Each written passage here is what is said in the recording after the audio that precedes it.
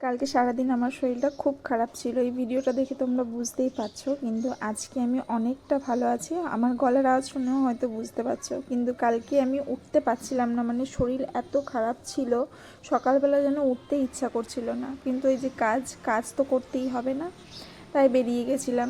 তো আজকে যেহেতু বৃষ্টি পড়ছিল, আজকে ভেবেছিলাম আজকে আর বৃষ্টিতে ভিজবই না।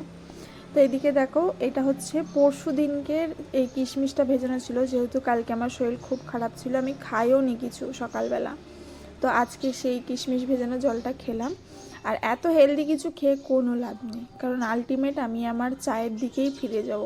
এত কিছু খাওয়ার পর যদি দুধ চা খাই, সেই মানুষটার মধ্যে কি থাকে তো আমরাই বলো তো। কিছুতেই ছাড়তে পারছি না, জানো তো। আমি যতই চেষ্টা করি না কেন, আমি দুধ চা ছেড়ে লিকার চা খাবো বা চায়ে খাবো না, কিন্তু আমি পেরে উঠি না। যেদিনকে আমি চা খাবো না, সেদিনকেই আমার শরীর এত খারাপ করবে যে মনে হয় যে সকালবেলাতে যেন চাটা খেলেই ভালো হতো। সেই জন্য আর রিস্ক নিই না। আজকে সকাল থেকে প্রচুর বৃষ্টি হচ্ছে, সেই ভোরবেলা থেকে বৃষ্টি শুরু হয়েছে।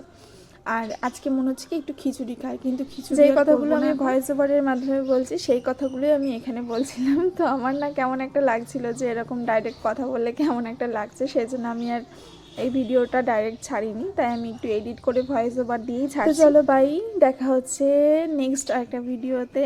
আমি চেষ্টা করবো এরকম করে ছোটো ছোটো ভিডিও তোমাদের সাথে শেয়ার করার জন্য। টাটা।